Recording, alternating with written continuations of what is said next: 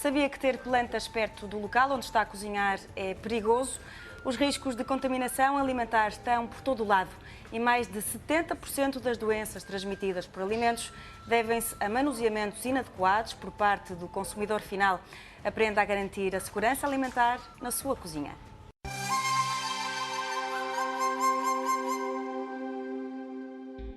Lavar, separar, cozinhar e refrigerar. 4 passos essenciais para evitar contaminações alimentares. Podem parecer gestos simples, mas a maioria das pessoas não sabe pô-los em prática corretamente, ajudando assim à multiplicação de bactérias. Em condições ideais, como à temperatura ambiente, as bactérias multiplicam-se num ápice. O tempo que uma demora a dividir-se pode ser de 20 minutos ou menos. Isto quer dizer que, passadas 4 horas, uma bactéria deu origem a 4.000. As mãos devem ser muito bem limpas, com água morna, tipo lavagem de cirurgião, com sabonete, sabão, que não tem que ser antibacteriano, as mãos têm que ser muito bem lavadas. A lavagem dos alimentos crus também é importante. Na alface, por exemplo, lave bem cada folha e rejeite as exteriores. Todos os alimentos que estão em contacto com o solo podem conter várias bactérias patogénicas, desde a listéria à salmonela, passando pela coli. Todas provocam reações agudas intestinais. A lavagem tem como objetivo remover as bactérias, não as destrói. E, portanto, aquilo que deve ser feito a seguir é uma desinfecção.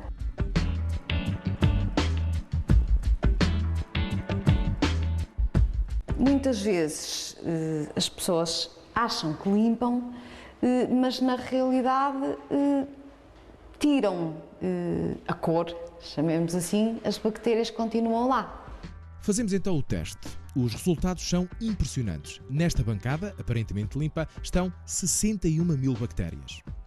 As bancadas devem, por isso, ser higienizadas da seguinte forma. Primeiro, retire a matéria orgânica, depois lave e desinfete. Vocês estão a ver aqui os paninhos. Pronto, estes panos devem ser muito bem lavados após cada utilização, de preferência com água muito quente e não é recirculados, é substituídos com muita frequência.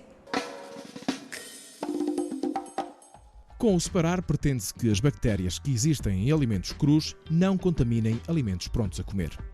E separar começa logo no saco das compras. Foi comprado peixe e este peixe, quando é comprado na peixaria, normalmente os sacos, até porque o peixe, as espinhas começam a furar os sacos e o peixe acaba por começar a verter os líquidos, o sangue, a água que está misturada. E reparem, todos os alimentos, quer a carne, quer o peixe, os legumes, têm uma flora contaminante e muita dessa flora é patogénica. As plantas, tão comuns em muitas cozinhas, também devem estar afastadas da bancada de preparação dos alimentos. A terra é um vetor contaminante por excelência. Mas existem outras formas de contaminação cruzada. Um exemplo de contaminação cruzada poderia ser pegar na alface que tinha sido lavada e desinfetada e colocá-la agora, por exemplo, para partir, junto do peixe que está cru e que ainda vai ser cozinhado. Pronto, por exemplo, imaginem, partia o peixe com uma faca e a seguir partia a alface em bocados com a mesma faca. Veja o exemplo do hambúrguer, um alimento crítico em termos de contaminação.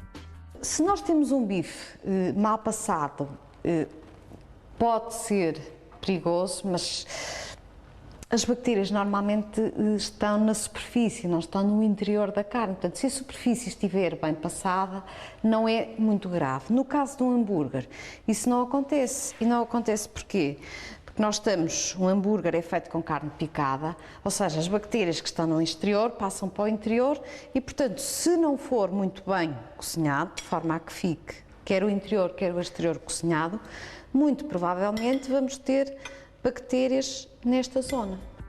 A bactéria dos hambúrgueres já matou muitos americanos, por isso aceita este conselho. Não cozinhe a temperaturas muito elevadas para que os alimentos não fiquem queimados por fora e crus por dentro. Uma boa utilização e manutenção dos equipamentos de frio é fundamental para evitar contaminações. Será que está a usar o seu frigorífico da forma correta? Uma das coisas que a nossa experiência nos tem mostrado é que as pessoas, primeiro, não sabem qual a temperatura a que o frigorífico deve funcionar, nem sequer sabem a que temperatura é que o frigorífico funciona. Pronto. Existem aparelhos que permitem medir esta temperatura, portanto, o frigorífico doméstico deve estar entre 4 e 6 graus. Erros comuns: colocar coisas quentes no frigorífico. Qual é o problema? Para além do problema de estragar o frigorífico, que esse seria secundário, o problema mais grave é aumentar a temperatura interna do frigorífico, ou seja, um frigorífico que supostamente deve estar a funcionar a 4 graus, se pomos lá uma coisa a ferver a 100 graus, ele passa para 40. Uma bactéria pode demorar 10 horas a multiplicar-se num frigorífico. Isto porque o frio inibe-a de se dividir. Por isso, nunca mantenha o frigorífico muito cheio para que o ar frio circule convenientemente.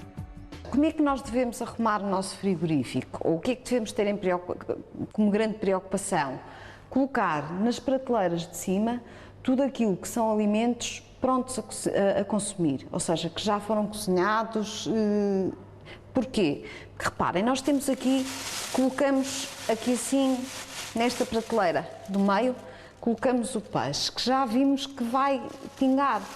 Se nós tivermos aqui um alimento pronto a cozinhar e que até esteja destapado, o que vai acontecer é que ele vai ser contaminado. Todos os alimentos devem ser embalados antes de os colocar no frio. É importante referir que não devemos colocar os alimentos quentes, mas devemos arrefecê-los muito rapidamente. Por exemplo, uma panela de sopa. Fazemos a panela de sopa e depois vamos guardá-la no frigorífico.